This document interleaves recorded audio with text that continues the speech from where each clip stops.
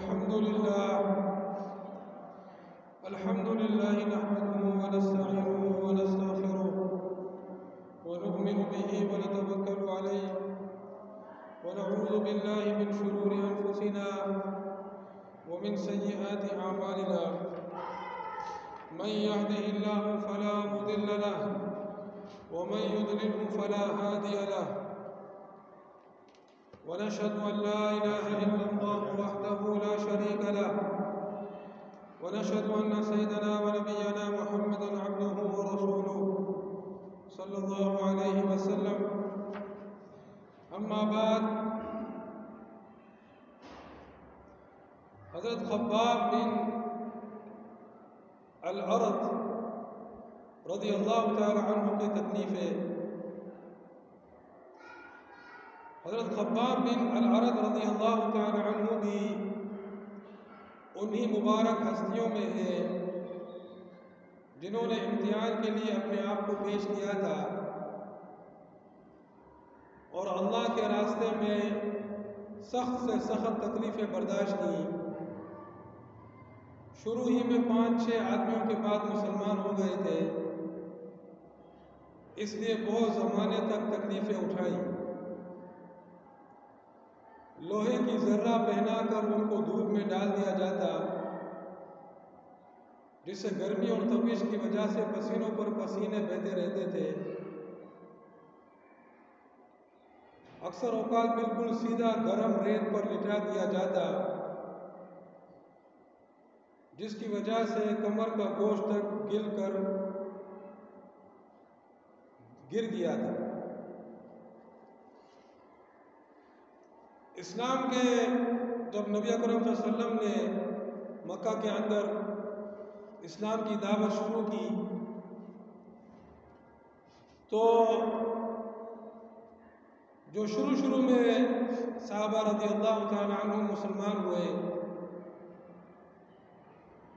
تو ان میں سے بعض وہ ایسے تھے کہ ان کے قوم قبیلے ان کے قبیلے تھے، تو ان قبیلوں کی وجہ سے جو ہے کفار جو ہے وہ ان پر زیادہ دست درازی نہیں کر سکتے تھے. لیکن بعض صحابہ رضی اللہ تعالی عنہم ایسے تھے کہ ان کو ایسی کوئی جو ہے چیز میسر نہیں تھی کہ ان کا کوئی جتھا ہوتا، کوئی قبیلہ ہوتا جو ہے وہ جس کی وجہ سے کفار جو ہے وہ ان سے تعرض نہ کرے. تو ایسے صحابہ رضی اللہ تعالی عنہم نے بڑی تکلیفیں جھیلی ہیں. جب وہ اسلام لاتے تو ان کا اسلام لانا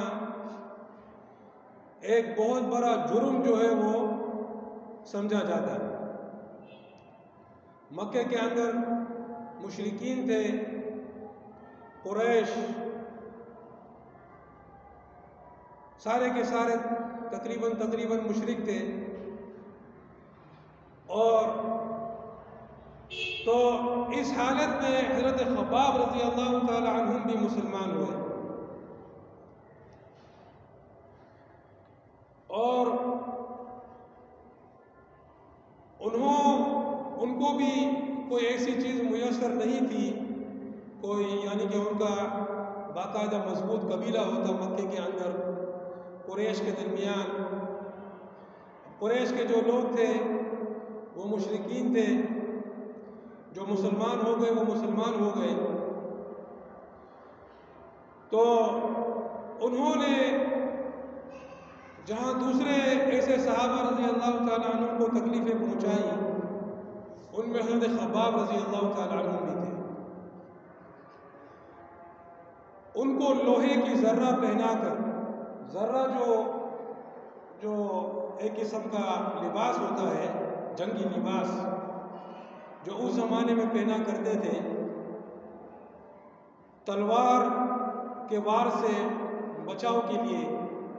جیسا اس زمانے میں بلٹ پروف جیکٹ وغیرہ جو پہنتے ہیں، اس زمانے میں ذرہ پہنتے تھے جو کہ لوہے کا ایک لباس ہوتا. سینہ پورا نیچے تک، پاؤں سے لے کر سر سے پاؤں تک جو ہے وہ آدمی کو لوہے کے اندر چھپا لیتا ہے۔ تو جنگوں کے اندر اس کو استعمال کیا جاتا ہے کہ جب وہ تلوار کا وار کرتے تو وہ جو ہے وہ لوہا جو ہے وہ جسم پر لگا ہوتا کہ تلوار کا وار جو ہے وہ نہ لگے۔ تو اس ذرے کو ان کو پہنا کر ان کو دھوپ میں ڈال دیا جاتا ہے۔ اب عرب کے اندر کتنی گرمی پڑتی ہے اور کیسی سخت دھوپ ہوتی ہے،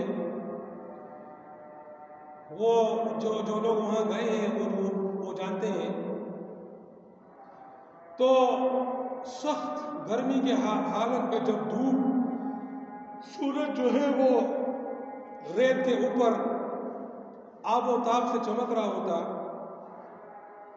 اس حالت میں تو اگر آدمی صرف ریت پر بھی لیٹ جائے اپنے جسم کے ساتھ تو برداشت نہیں کر سکے۔ عرب کے اندر جو ہے اتنی وہ جو دھوپ سے اتنا فرش گرم ہو جاتا ہے کہ آدمی ننگے پاؤں نہیں چل سکتا، ننگے پاؤں آدمی نہیں چل سکتا۔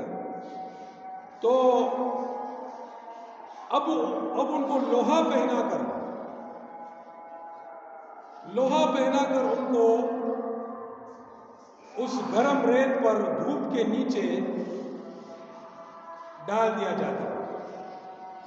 ذرا سوچیں کہ کیسا ان کا جسم جو ہے وہ جلتا ہوگا۔ میں نے کہا نا کہ اتنا گرم ہوتا ہے کہ آدمی اس پر چل بھی نہیں سکتا ہے ننگے پاؤں۔ وہ ذرا ننگے پاؤں جو ہے اس ریت پر اپنا پاؤں رکھے گا، فوراً جو ہے وہ وہاں سے بھاگے گا، اس کا تلوا جو ہے وہ جلنا شروع کر دیتا ہے۔ تو ان کو اس ریت پر لوہا پہنا کر ڈال دیا جاتا۔ یہ بات ہمارے لیے کرنا تو زبان سے آسان ہے، لیکن یہ کیفیت بہت مشکل ہے۔ ذرا آپ سوچیں اس بات کو۔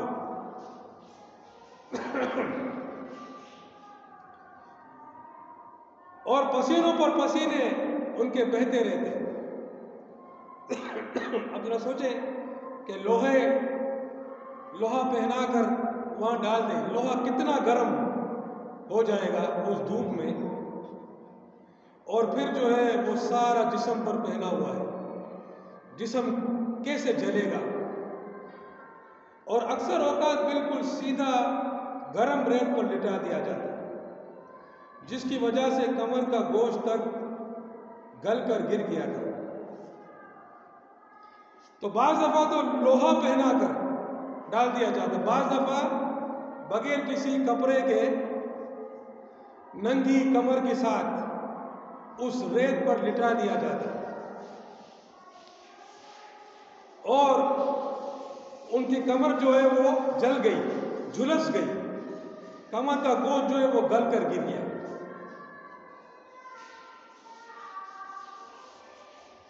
یہ ایک عورت کے غلام تھے، اس کو خبر پہنچی کہ یہ حضور اقدس صلی اللہ علیہ وسلم سے ملتے ہیں، تو اس کی سزا میں لوہے کو گرم کر کے ان کے سر کو اس سے داغ دیتی تھی۔ اب جیسا کہ میں نے کہا کہ وہ صحابہ جن کا قبیلہ نہیں تھا مضبوط، قبیلہ قریش کے درمیان، وہ جو ہے ان اذیتوں کا نشانہ بنے، تو یہ صحابی بھی ایک عورت کے غلام تھے۔ مکہ کے اندر ان کی زندگی غلامانہ زندگی وہ گزار رہے تھے، اور اس حالت میں انہوں نے اسلام کو قبول کر لیا، اللہ رب العزت کی دعوت پر لبیک کہا، اور پھر جو ہے ان پر اذیتوں کا سلسلہ جو ہے وہ شروع ہو گیا۔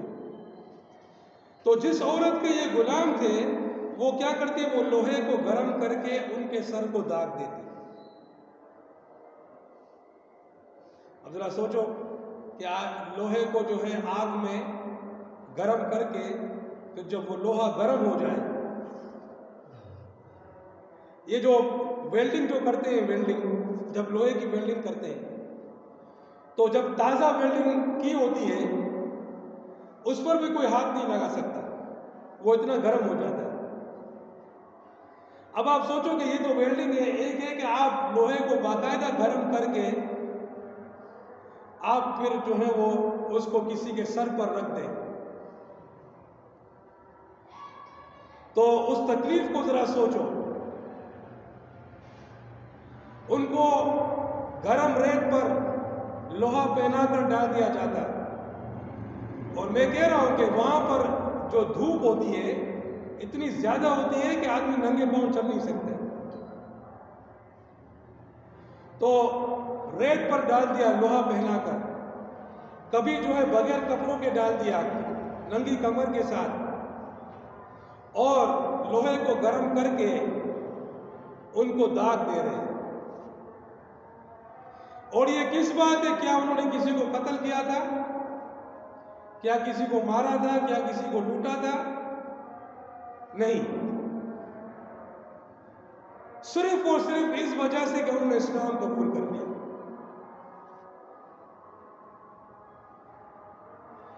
میرے بھائیو، آج ہم کو اس اسلام کی کوئی قدر نہیں ہے،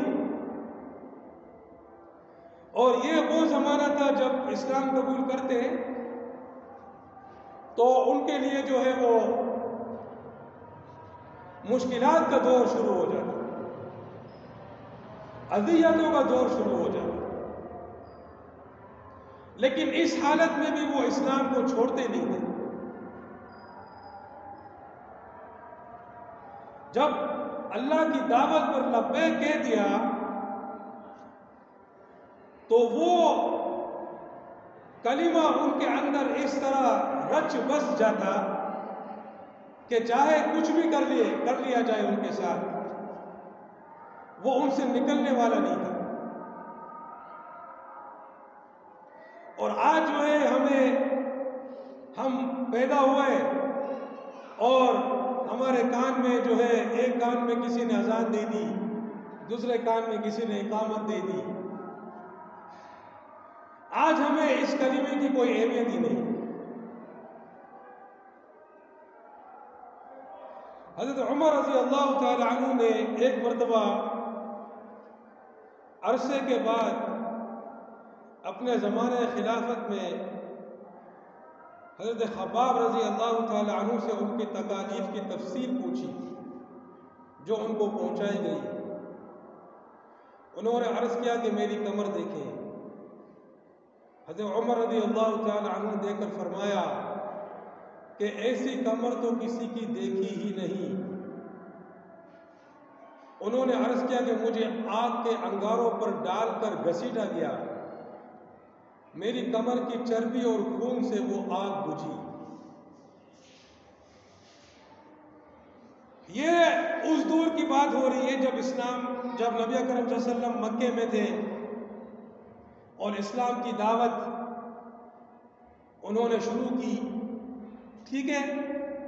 اس کے بعد مدینہ کی طرف ہجرت ہوئی، ذرا سوچو کتنے سال ہو گئے۔ مکہ کے اندر 13 سال آپ علیہ السلام نے گزارے تقریباً،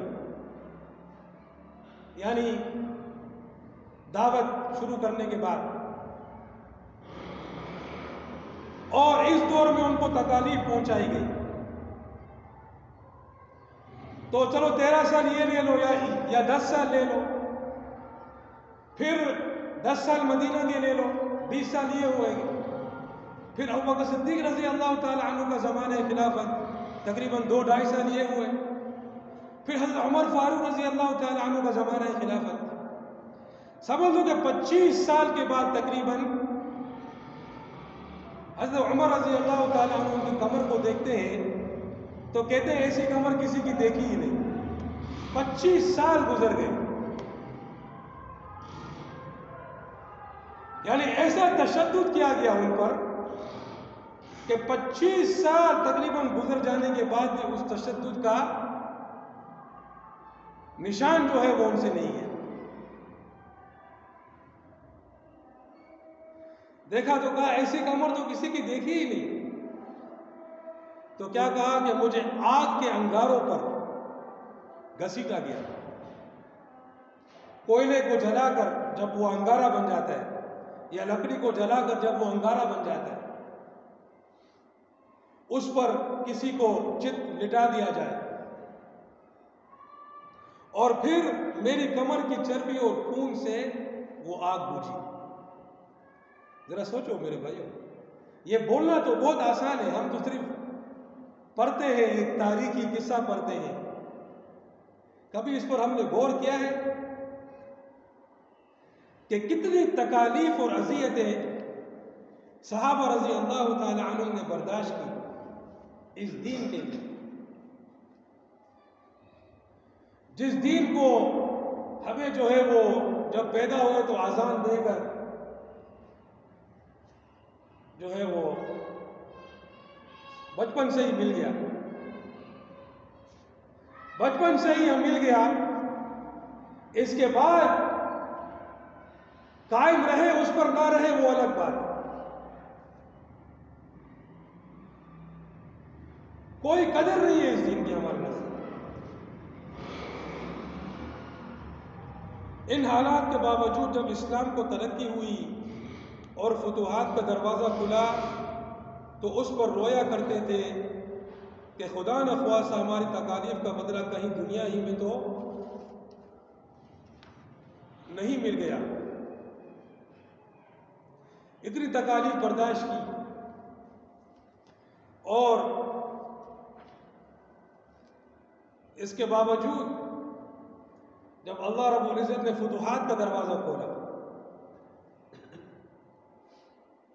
تو روتے تھے کہ اب دنیا جو ہے وہ سمیٹ کر ہمارے قدموں میں آ گئی ہے. تو کہیں ہمیں یہ نہ کہا جائے قیامت کے دن کہ آپ نے جو قربانیاں دی تھی آپ کو ہم نے اس کا دنیا میں صلہ دے دیا. اس بات سے ڈر. اللہ اکبر.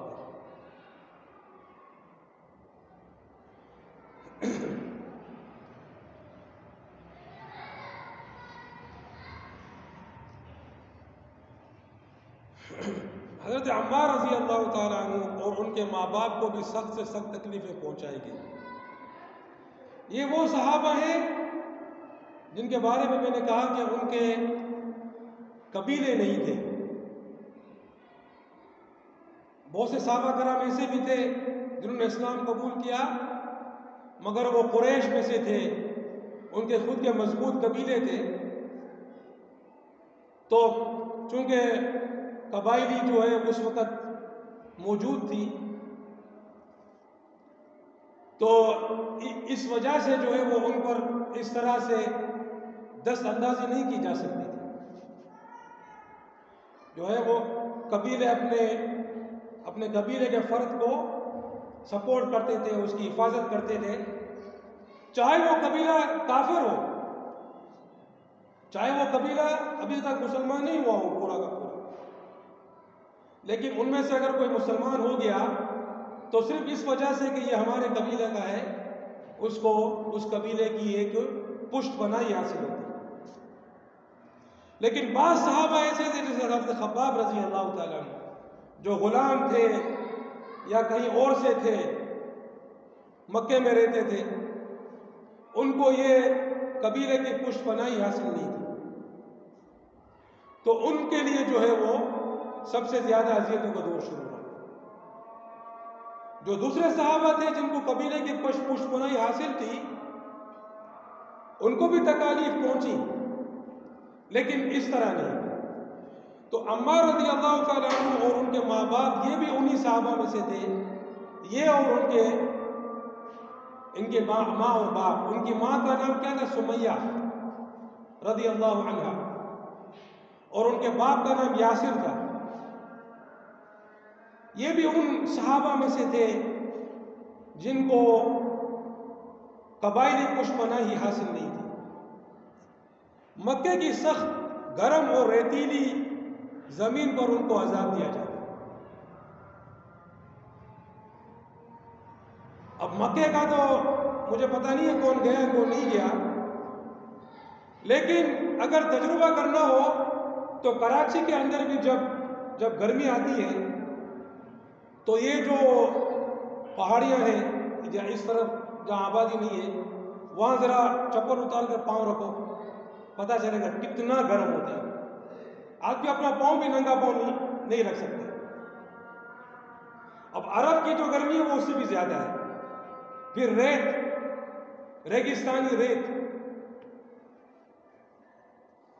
تو ان کو بھی جو ہے وہ اس سخت گرم اور ریتیلی زمین پر عذاب دیا جاتا، ان کو اس پر لٹا دیا جاتا، ان کو اور ان کے ماں باپ کو۔ نبی اکرم صلی اللہ علیہ وسلم کا گزر ان کی طرف ہوتا تو صبر کی تلقین فرماتے اور جنت کی بشارت دیتے، صبر کرو تمہارے لیے جنت ہے۔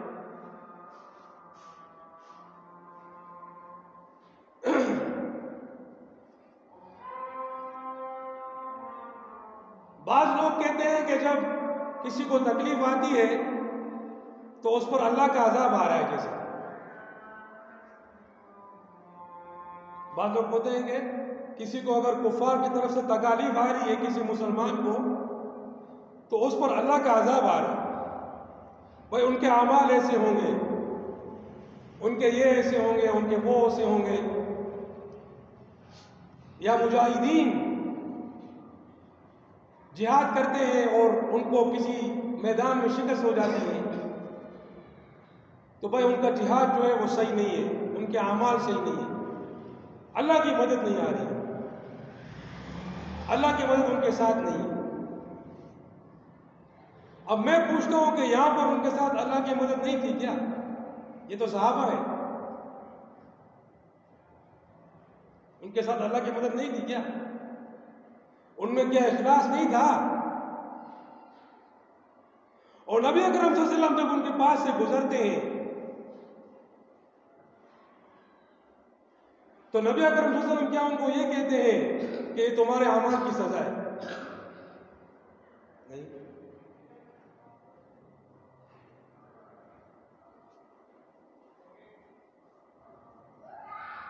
یا وہ نبی اکرم صلی اللہ علیہ وسلم کو یہ کہتے ہیں کہ اے اللہ کے رسول ہمارے لیے دعا کیجئے، اور اللہ پاک جو ہے وہ آندھی کو بھیج دے، طوفان کو بھیج دے، ان کفاروں کا کلا کما کر دے؟ نہیں، بلکہ حدیث میں ہے کہ ان حالات کے اندر جب مکے کے اندر سخت تکالیف کا دور جاری ہوتا ہے، صحابہ کرام آتے ہیں کہ اے اللہ کے رسول آپ دعا کریں یا ان کے لیے بد دعا کریں، ان پر اللہ کا عذاب نازل ہو۔ مفہوم بیان کر رہا ہوں۔ نبی اکرم صلی اللہ علیہ وسلم اٹھ کے بیٹھ جاتے ہیں اور کہتے ہیں کہ تم سے پہلے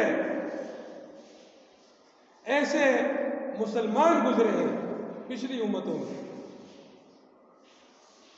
کہ ان کے سر کے اوپر سے لے کر پاؤں تک آڑی چلا دی گئی کہ ان کے دو ٹکڑے ہو گئے بیچ سے،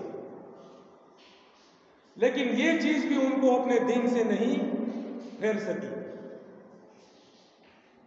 اور ان پر لوہے کی کنگیاں چلائی گئی ان کے جسموں پر، جس نے ان کے گوشت کو ان کی ہڈی سے نوچ دیا، یہ بھی ان کو ان کے دین سے نہیں پھیر سکی۔ تم لوگ بہت جلدی کرتے ہو، سنیے نا یہ حدیث، سنی ہوگی نا، ہاں مشہور ہے، تم لوگ جلدی مچا رہے ہو، صبر۔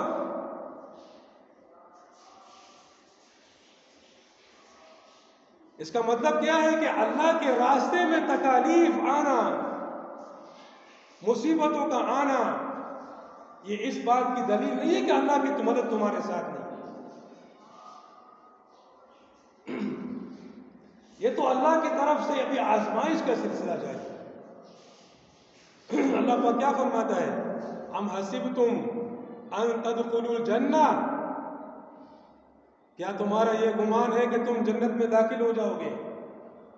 وَلَمَّا يَأْتِكُمْ مَثَلُ الَّذِينَ خَلَوْا مِن قَبْلِكُمْ،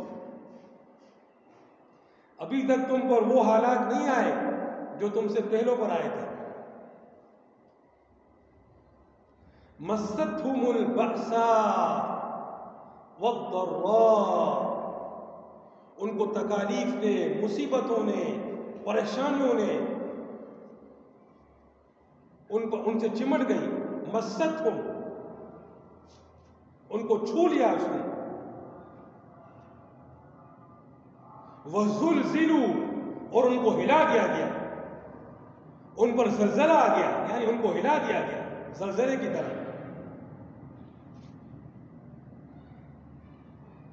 حَتَّى يَقُولَ الرَّسُولُ وَالَّذِينَ آمَنُوا مَعَهُ مَتَى نَصْرُ اللَّهِ، یہاں تک کہ رسول نے اور جو ان کے ساتھ ایمان لائے تھے انہوں نے کہا کہ اللہ کی مدد کب آئے گی. یہ نہیں کہ ان کو شک ہے، نعوذ باللہ، رسول کو تو شک ہو نہیں سکتا ہے. یعنی اتنی تکالیف پہنچی کہ انہوں نے آوازاری کی، اے اللہ مدد دیجیے، اے اللہ. الا ان نصر اللہ قریب، خبردار بے شک اللہ کی مدد قریب ہے.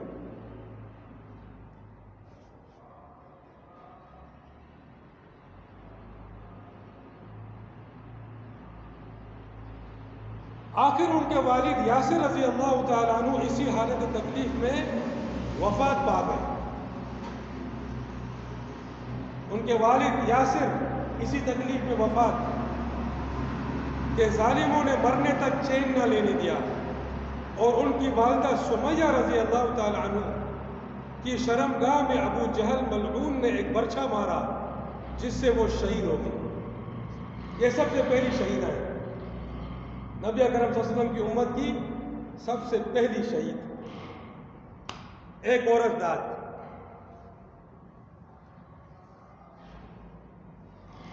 ان کے شوہر وہ بھی اسی تکلیف میں چل بسے، اور ان کو تو باقاعدہ برچھی مار کر شہید کر دیا. اور کس نے کیا؟ ابو جہل ملعون.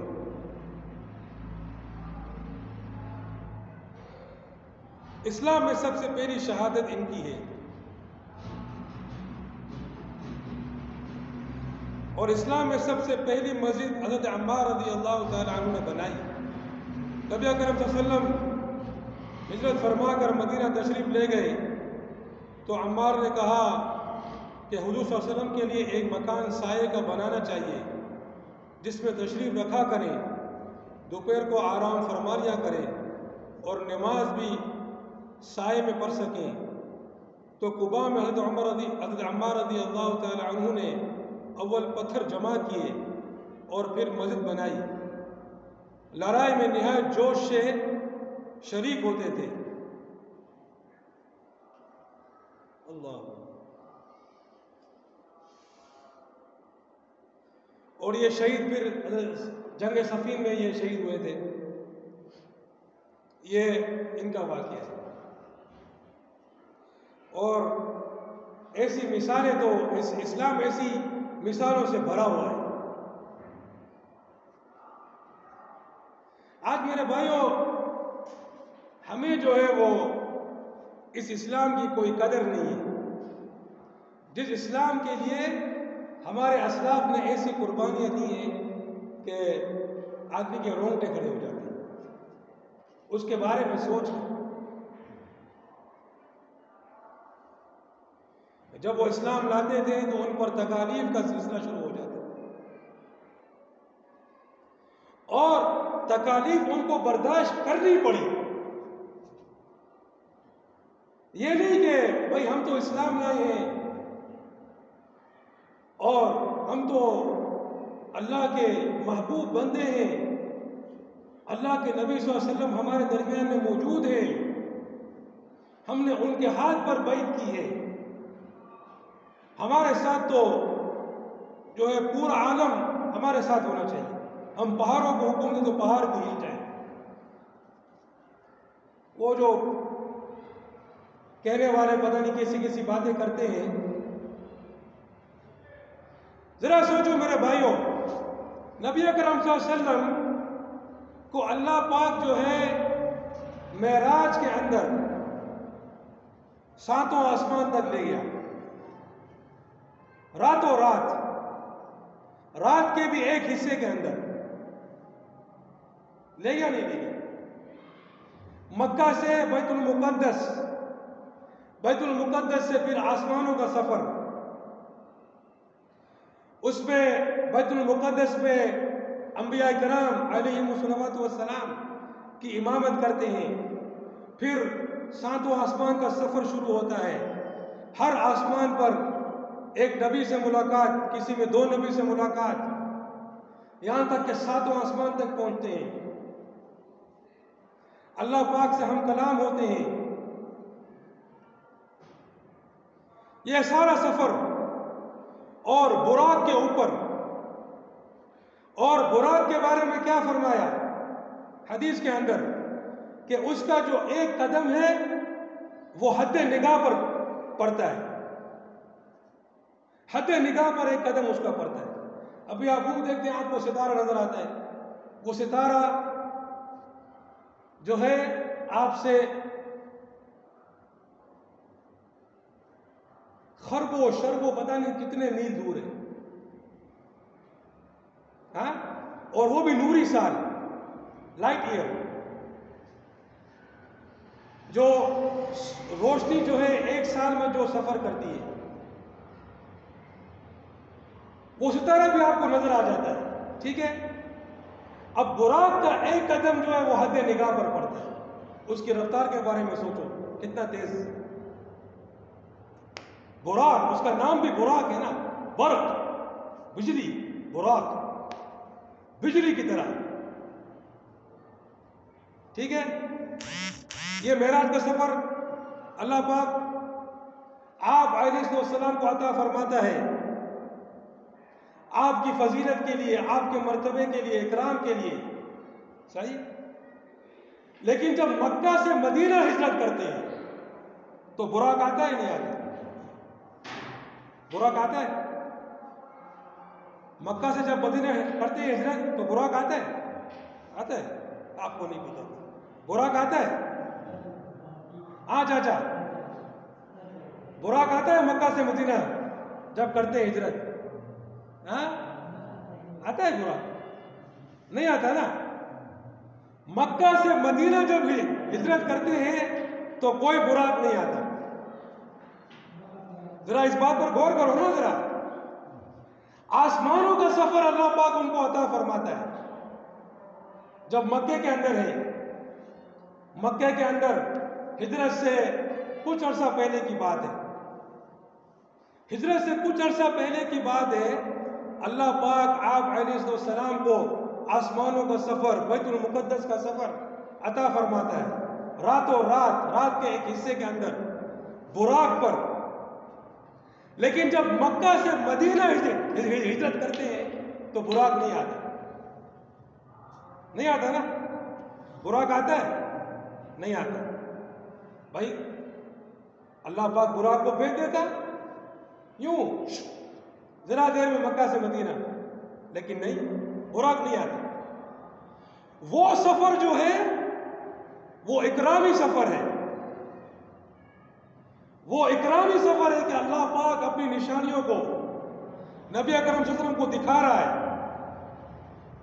وہ فضیلتی سفر ہے،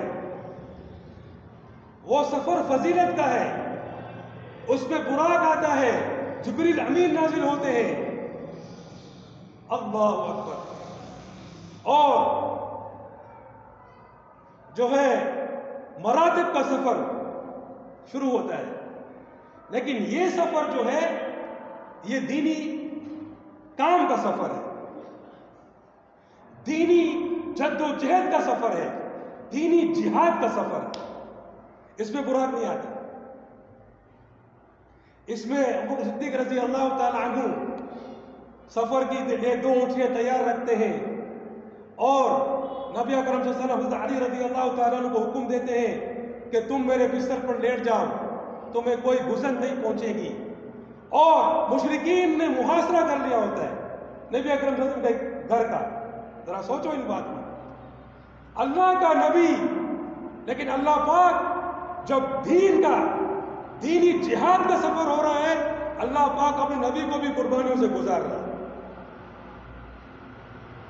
اس وقت جبریل امین نازل ہوتے، یوں ذرا دیر میں آسمان سے سفر کرتے ہوئے لے جاتے مدینہ۔ کیا مشکل تھا؟ کوئی مشکل تھا؟ اللہ پاک ان کو 7واں آسمان تک لے گیا، راتوں رات کے قلیل حصے میں۔ ان بات کو ذرا غور کرو، خالی تاریخ نہیں پڑھا کرو، تاریخ صرف نہیں پڑھا کرو، یہ سیرت ہمارے لیے ہے کہ ہمارے لیے کیا ہے، اس میں ہمیں کیا کرنا ہے، اس سیرت پہ ہمیں چلنا ہے۔ اللہ پاک براق کو نہیں بھیجتے، پھر وہی زمینی اونٹ پر سفر ہوتا ہے، اور مشرکین نے محاصرہ کر لیا۔ نبی اکرم صلی اللہ علیہ وسلم ان کے سروں پر دھول ڈالتے ہوئے نکل جاتے، اور کفار کو پتہ بھی نہیں چلتا۔ کفار نے پروگرام بنا لیا ہے، نعوذ باللہ کہ آج نبی اکرم صلی اللہ علیہ وسلم کو وہ شہید کر دیں گے۔ پروگرام بنایا تھا، شیطان نے ایک شیخ نجدی کی شکل میں آ کر ان کو یہ پٹی پرائی کہ ہر قبیلے سے ایک جوان جو ہے وہ نعوذ باللہ حملہ کرے گا، پھر جو بنو ہاشم ہے وہ تمام قبیلوں سے تو نہیں لڑ سکیں گے، اور جو خون بہا ہوگا وہ ہم جمع کر کے دے دیں گے۔ یہ انہوں نے پروگرام بنایا تھا۔ ذرا سیرت کو پڑھو، ذرا سیرت کو پڑھو، اللہ کے نبی کی سیرت بھی ہمیں نہیں پتہ ہے۔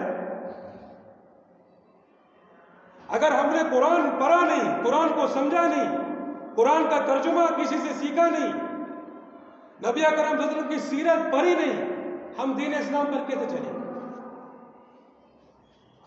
وہ نوجوان جمع ہوتے ہیں، محاصرہ کرتے ہیں، جب دیکھتے ہیں تو پتہ چلتا ہے کہ نبی اکرم صلی اللہ علیہ وسلم تو ان کے سروں پر دھول ڈال کر نکل چکے ہیں، اور حضرت علی رضی اللہ تعالیٰ عنہ گھر میں موجود ہیں۔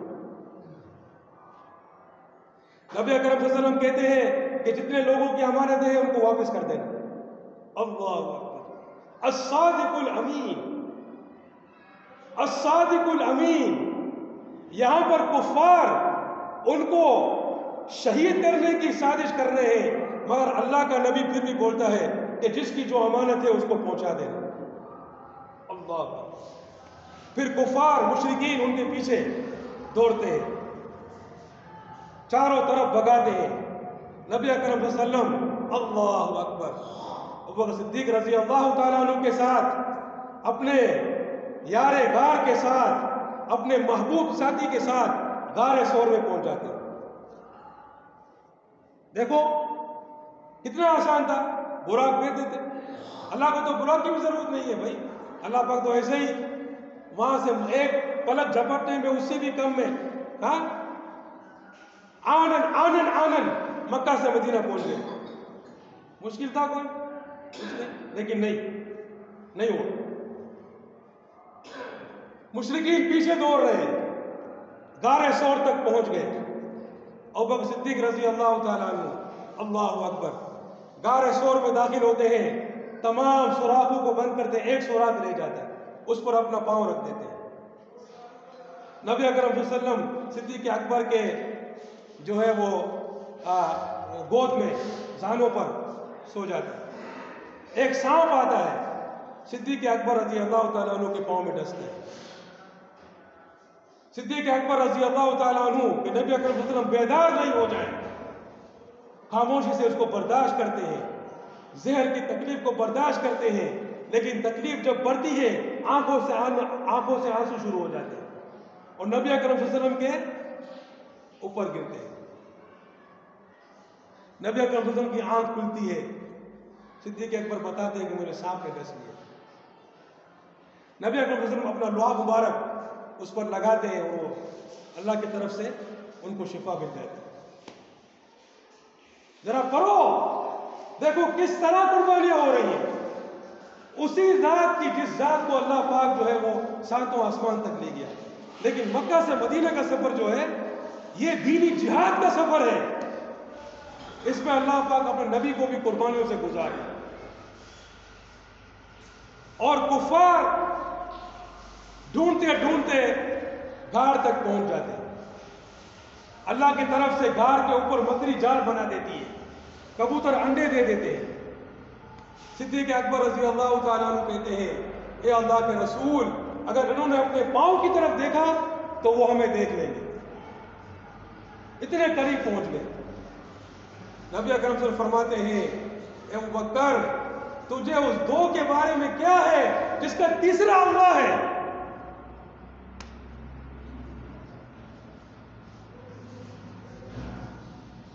لا تحزن ان اللہ معنا، قرآن میں یہ واقعہ،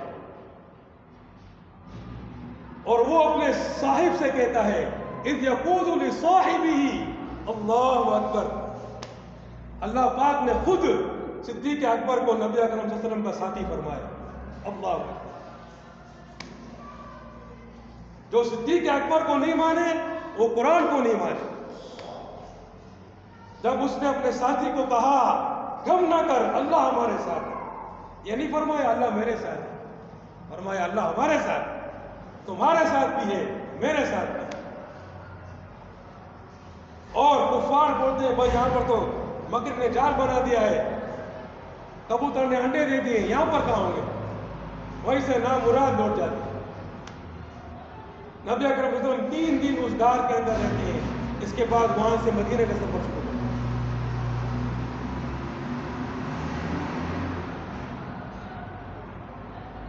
سوچو ذرا ایک بات کو، سراقہ ابن مالک اس وقت مسلمان نہیں ہوتے، وہ پیچھے ان کے آتے ہیں۔ کفار مکہ نبی اکرم صلی اللہ علیہ وسلم پر انعام رکھ دیتے ہیں کہ جو ان کی خبر لائے گا اس کو یہ انعام۔ سراقہ ابن مالک کو پتہ چلتا ہے کہ نبی اکرم صلی اللہ علیہ وسلم فلاں فلاں جگہ گزر رہے ہیں، وہ اپنا گھوڑا لیتا ہے، وہ تیزی سے بھاگتا ہے۔ نبی اکرم صلی اللہ علیہ وسلم صدیق اکبر رضی اللہ تعالیٰ عنہ دونوں جا رہے ہیں، پیچھے سے ایک گھوڑا دوڑتے ہوئے آتے ہیں۔ اللہ اکبر، گھوڑا جو ہے اس کے پاؤں زمین میں دس جاتے ہیں، نیچے گرتا ہے۔ سراقہ ابن مالک کہتا ہے کہ میں آپ کو زبان دیتا ہوں کہ نہ تو میں خود آپ کے پیچھے آؤں گا، نہ میں کسی کو بتاؤں گا۔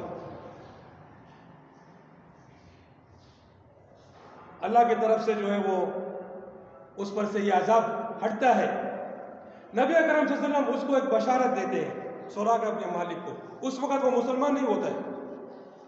اس کو کہتے ہیں کہ ایک وقت آئے گا کہ کسریٰ کے کنگن تیرے ہاتھ میں ہوں گے۔ کس کے؟ کسریٰ یعنی ایران کا بادشاہ، فارس کا بادشاہ۔ ایران تو ابھی ہے، اس وقت فارس ہوتا تھا، بہت بڑا علاقہ ہوتا تھا۔ یہ دو بڑی بڑی جو ہے وہ سلطنتیں تھیں، ایک روم کی جس کو کیسر کہتے تھے، ایک فارس کی جس کو کسریٰ کہتے تھے۔ بولو اس وقت کیا ہوگا جب کسریٰ کے کنگن تیرے ہاتھ میں ہوں؟ اللہ اکبر، ذرا سوچو، یہاں نبی اکرم صلی اللہ علیہ وسلم ہجرت فرما رہے ہیں، مشرکین آپ کے پیچھے، اللہ کا نبی اللہ اکبر، بہادری بے مثال، کوئی ڈر نہیں، کوئی غم نہیں، ہجرت کر رہا ہے مکہ سے مدینہ اپنے ساتھی کے ساتھ، اور کسریٰ کے کنگن کی بشارت دے رہا ہے۔ سراقہ ابن مالک،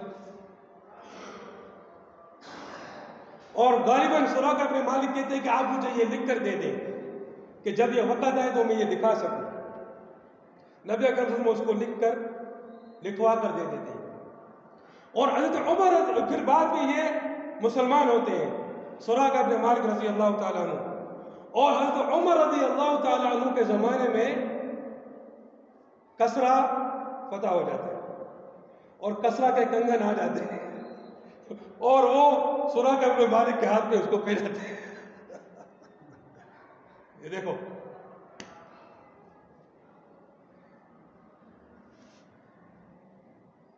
میرے بھائیوں، پہلے قربانی اس دین کے لیے اپنے آپ کو مٹا دینا، اپنے آپ کو کھپا دینا، اس کے لیے ہر قربانی کو برداشت کرنا. جب یہ قربانی اللہ پاک ہم سے لے لے گا نا، اس کے بعد یہ نہیں کہ یہ قربانی کا مطلب یہ ہے کہ اللہ پاک کی مدد ہم پر نہیں آ رہی، نہیں، نعوذ باللہ من ذالک. اگر تم اللہ کا کام کرو گے تمہارے ساتھ اللہ کی مدد موجود ہے. ہاں دیر ہو سکتی ہے، اندھیر نہیں.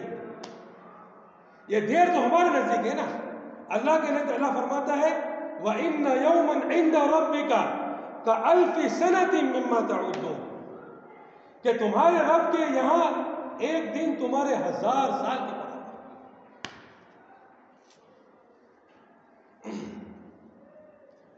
ہمارے یہاں ہمارے حساب سے دیر ہوگی، مگر اللہ رب العزت اس کے تمام چیزیں حکمتوں کے ساتھ.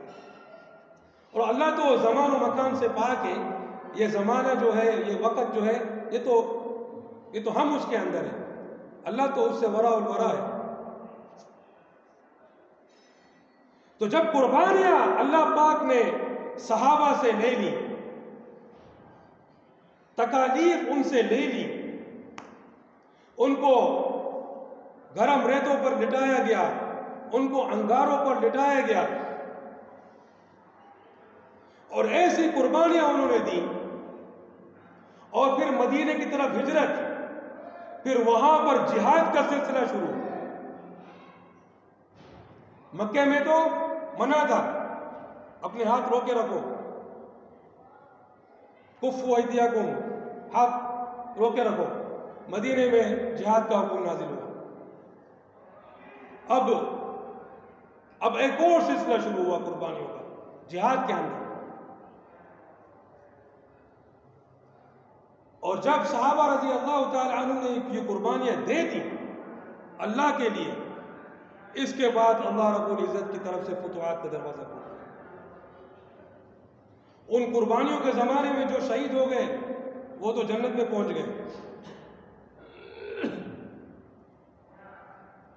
میرے بھائیو، آج ہم دین کے لیے کسی قسم کی قربانی دینے کو تیار نہیں.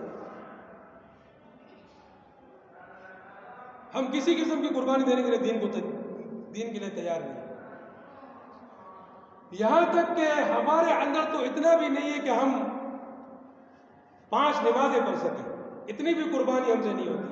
حالانکہ یہ تو کوئی قربانی ہے بھی نہیں. 5 نمازیں پڑھنا یہ تو قربانی کے زمرے میں نہیں آتا نا. حرام کو چھوڑنا، اس کے لیے بھی ہم تیار نہیں.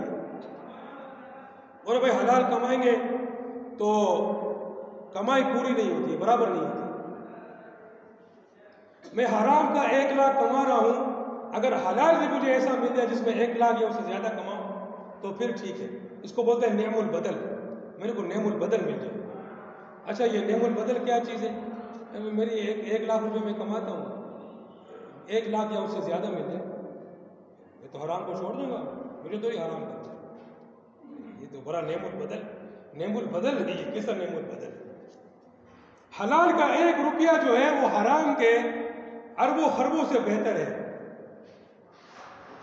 تم حرام کا 1 لاکھ کما رہے ہو، اگر حلال کے 30,000 کماتے ہو تو یہ تمہارے لیے نعم البدل نہیں ہے. بولو کہ بھائی نہیں صحیح، یہ تو صحیح نہیں ہوگا. جھوٹ بولنا پڑے گا بھائی، جھوٹ بولنا پڑے گا، بےمانی کرنی پڑے گی، ملاوٹ کرنی پڑے گی، ہیرا پھیری کرنی پڑے گی، یہ ساری چیزیں کرنی پڑے گی، ناجائز منافع خوری کرنی پڑے گی. آج کل ناجائز منافع خوری بھی بڑی کرتے ہیں. بولتے ہیں بھائی یہ تو ہماری مرضی ہے. 4 گھنٹے کے کام میں 8-9 ہزار روپے لے لیتے ہیں. کارپینٹری کا کام میں نے کروایا تھا، 4-5 گھنٹے کے کام میں اس نے مجھ سے پتہ نہیں 7-8 ہزار روپے پتہ نہیں کتنے روپے اس نے مجھ سے لیے. میں نے بولا بھائی یہ کیسا ظلم ہے یار. 4 گھنٹے کے کام میں تم ایک آدمی سے 8,000 روپے لو گے. تم کو کوئی احساس نہیں ہے. یہ ناجائز ہے. ہاں آدمی کو اپنے مسلمان بھائی کو اس طرح چوسو گے تو سمجھے. حدیث میں ہے کہ تم اس وقت تک مومن نہیں ہو سکتے جب تک اپنے بھائی کے لیے وہ چیز پسند نہیں کر جو اپنے لیے پسند کرو. تو آج قربانی دینے کو کوئی تیاری نہیں ہے. قربانی تو بہت دور کی بات ہے. میں تو یہاں عام چیزوں کی بات کر رہا ہوں. حرام چھوڑنے کو تیار نہیں ہے, نماز پڑھنے کو تیار نہیں ہے, مسجد میں آنے کو تیار نہیں ہے ہم لوگ, اور جو ہے عورتوں کو دیکھنے چھوڑنے کے لیے تیار نہیں ہے, نامحرموں کو دیکھنے چھوڑنے کے لیے تیار نہیں ہے, اور جو ہے وہ جھوٹ بولنا چھوڑنے کے لیے تیار نہیں ہے, اور کسی چیز کے لیے تیار نہیں ہے. قربانی تو بہت آگے کی بات ہے. صحابہ رضی اللہ تعالی عنہم انہوں نے قربانیاں دی. وہ اسلام قبول کرتے تھے, ان کے لیے قربانیوں کا دور شروع ہو گیا. نبی اکرم صلی اللہ علیہ وسلم اللہ اکبر 3 سال تک آپ کا بوائکاٹ کر دیا گیا مکے کے اندر. پتہ ہے آپ کو؟ نہیں پتہ. کبھی نبی اکرم کبھی آپ نے نبی کی سیرت نہیں پڑھی. 3 سال تک مکے والوں نے جو ہے بنو ہاشم کا بوائکاٹ کر دیا. نبی اکرم صلی اللہ علیہ وسلم سوشل بوائکاٹ. شیعہ ابی طالب میں جو ہے وہ محصور ہو گئے. 3 سال کا بوائکاٹ. کیوں؟ اسلام کی تبلیغ کیوں کر رہے ہیں؟ اسلام کی تبلیغ کو چھوڑ دیں, اس کی دعوت کو چھوڑ دیں, ہمارے بتوں کو برا بھلا کہنا چھوڑ دیں. ابو طالب کے پاس آئے, آپ کا بھتیجا جو ہے وہ ہمارے بتوں کے بارے میں بات کرتا ہے. تو اگر وہ چاہتے ہیں تو ہم ان کی سب سے خوبصورت عورت کے ساتھ شادی کر دیں گے. اگر وہ مال چاہتے ہیں تو ہم سب مل کر اتنا مال جمع کریں گے کہ وہ ہم میں سب سے زیادہ امیر بن جائیں گے. اگر وہ امارت چاہتے ہیں, بادشاہ چاہتے ہیں, تو ہم سب مل کر ان کو اپنا سردار بنا لیتے ہیں. بس ان سے آپ یہ کہو کہ بھائی یہ ہمارے بتوں کے بارے میں بات کرنا چھوڑ دیں. نبی اکرم صلی اللہ علیہ وسلم کی دعوت کیا تھی کہ یہ بت کچھ بھی نہیں کر سکتے, یہ صرف نام ہے جو تم نے بنا لیے. ابو طالب نے نبی اکرم صلی اللہ علیہ وسلم کے سامنے کہ بھائی تمہاری قوم کے لوگ آئے تھے اور انہوں نے یہ بات پیش کی. نبی اکرم صلی اللہ علیہ وسلم فرماتے ہیں کہ اگر یہ میرے ایک ہاتھ میں سورج اور دوسرے ہاتھ میں چاند بھی رکھ دیں تب بھی میں اس کام سے باز نہیں آؤں.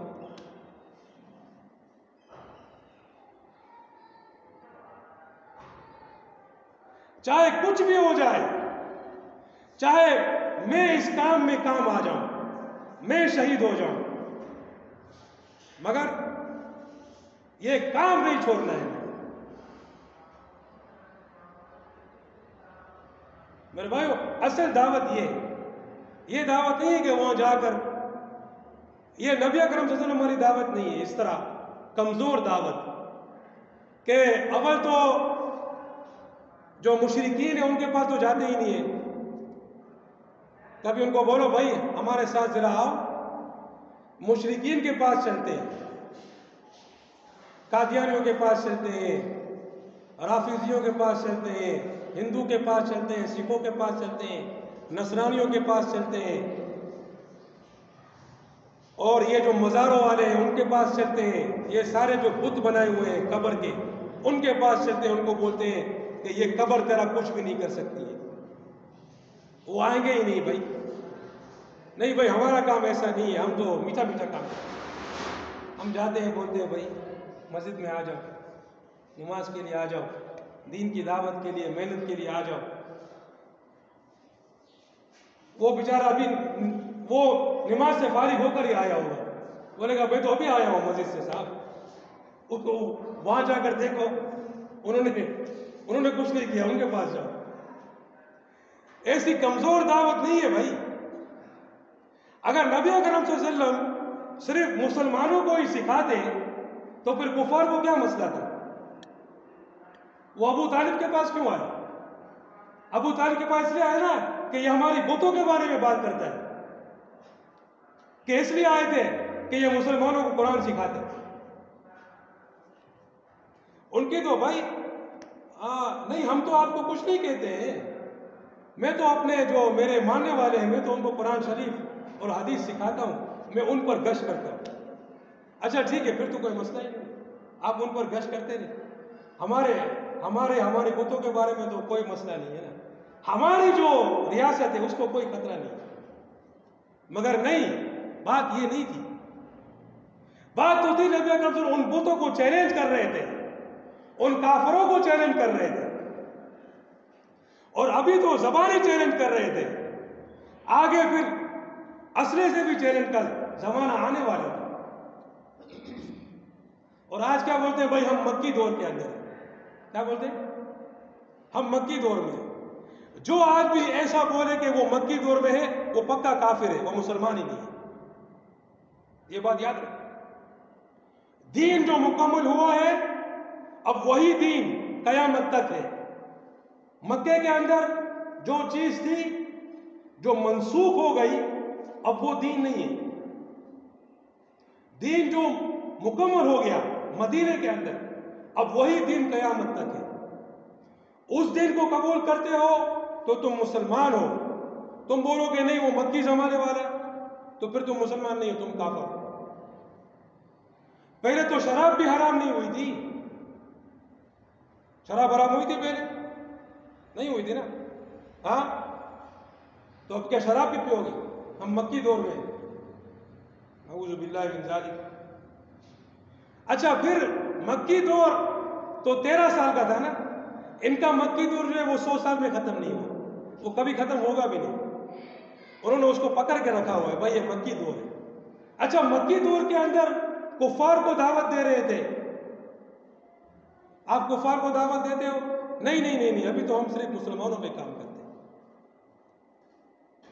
وہ تو بتوں کو چیلنج کر رہے تھے، وہ تو کفار کو چیلنج کر رہے تھے، تبھی تو ان کو اتنی اذیتیں ہوئی نا، کہ نہیں؟ ہاں میرے بھائیوں، یہ کیسی گمراہانہ اور کافرانہ یہ دین بنا کر پھیلا رہے ہیں جس کا دین سے کوئی تعلق نہیں۔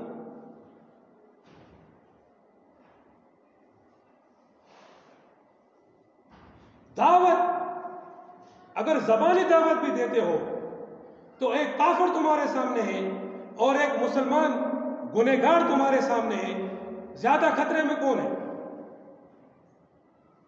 ایک اللہ کو نہیں مانتا ہے، ایک اللہ کو مانتا ہے،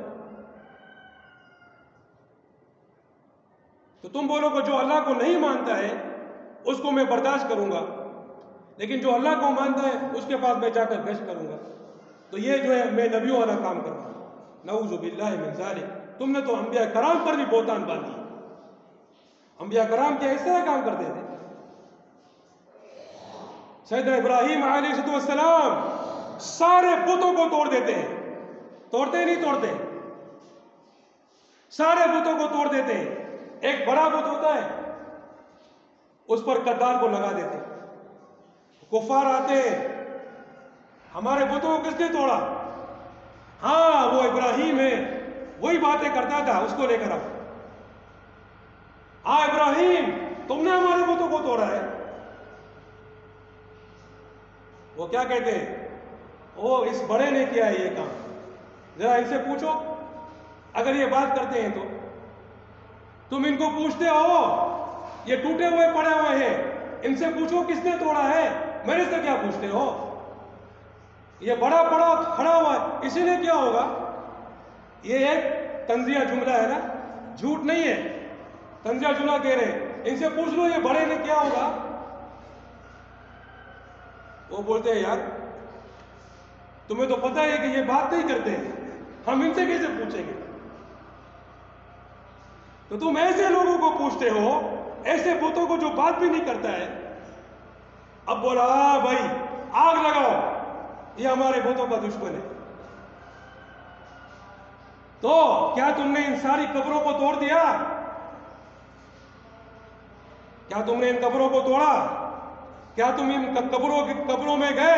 ارے ذرا دیکھو عبداللہ شاہ غازی پہ جا کے دیکھو، قبروں پر ماتھا ٹیک رہے ہیں، ماتھا بتوں کی طرح اس کی عبادت ہو رہی ہے. کیا تم وہاں پر گئے؟ کیا تم نے دعوت دی ان کو؟ ارے بھلے زبان سے بھی دی ہوتی، دی نہیں، وہاں نہیں جاؤ گے. وہاں جا کر ان کو للکارو گے نہیں کہ تمہارا یہ شرک، یہ کفر ہے کہ تم اللہ کو چھوڑ کر ایک قبر پر اپنا ماتھا ٹیکتے ہو، تم اس سے دعا مانگتے ہو، تم نبی اکرم صلی اللہ علیہ وسلم سے دعا مانگتے ہو، تم اللہ کے ولیوں سے دعا مانگتے ہو. ارے وہ اپنی ذات کا نفع نقصان کے مالک نہیں ہے، تمہارا کیا کریں گے؟ کیا تم نے ان کو بتایا؟ نہیں، ہماری دعوت یہ نہیں ہے. ہم تو ان کے پیچھے جا کر نماز بھی پڑھتے ہیں اور پھر دوبارہ لوٹاتے بھی ہیں. ایسی منافقت نعوذ باللہ من ذالک، یہ تمہاری دعوت ہے. اور پھر تم اس کو انبیاء کا کام کہتے ہو. اور انبیاء علیہ وسلم ایسے منافقانہ کام نہیں کرتے تھے کہ ان کے پیچھے نماز پڑھتے ہو پھر اس کو لوٹاتے ہو، بولتے ہو ہم جور کر رہے ہیں، ہم توڑ نہیں کر رہے. سبحان اللہ رب العالمین.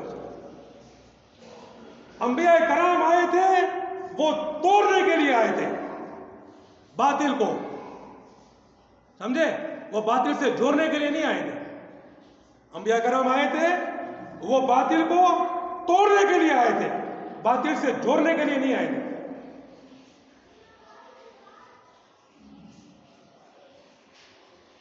میرے بھائی یہ اصل ہے دین کا کام.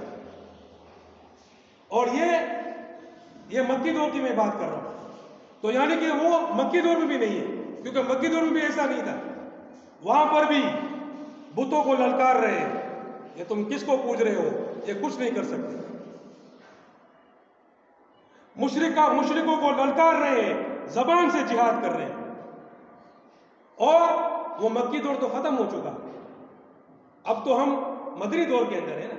اب جو اسلام پورا ہو گیا وہی اسلام ہے، اور یہ تلوار والا اسلام ہے.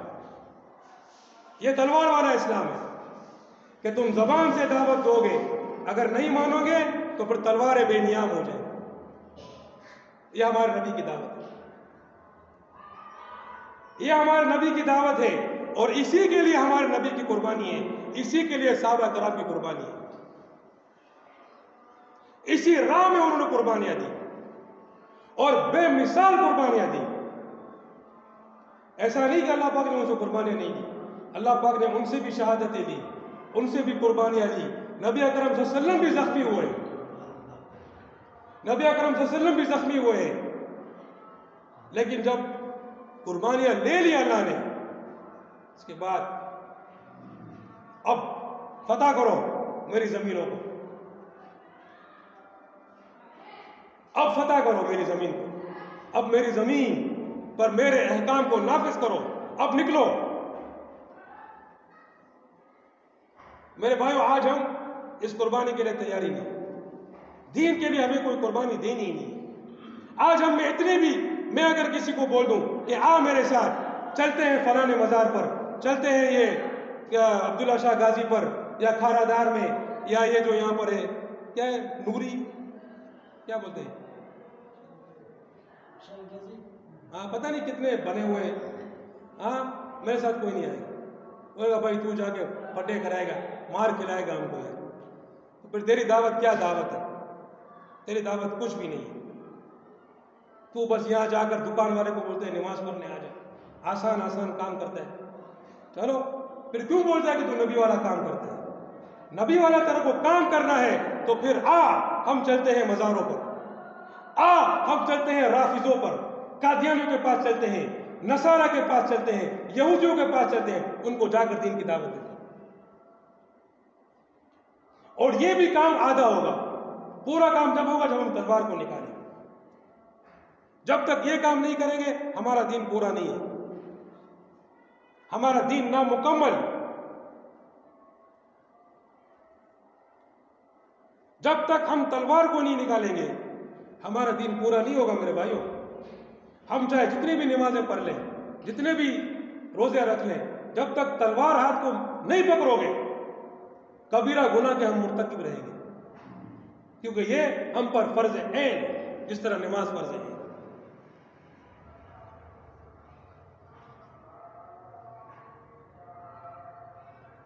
ہم لوگ تو چاہتے ہیں یہاں پر کچھ ترتیب بنے، مگر یہاں ہم سارے بھاگتے ہیں، سمجھے نا؟ یہاں پر کوئی جماعت بنائے، پھر جائیں کافروں کو جا کر دعوت دیتے ہیں۔ آس پاس کتنے کافر ہیں، مشرک ہیں، جا کر ان کو دعوت دیں۔ یہ تو گشت کرتے رہتے ہیں، ایک ہی لوگوں کے پاس جاتے ہیں، ہر ہفتے اسی کے پاس جاتے ہیں۔ اب بھائی ذرا اس طرف جاؤ یار، بابا اتنا بڑا نصرانیوں کا محلہ ہے، کبھی وہاں جا کر گشت کرو، وہاں ان کو دعوت دو اسلام کی۔ وہ بائبل پڑھتے ہیں، ذرا ان قرآن شریف پڑھنا سکھاؤ۔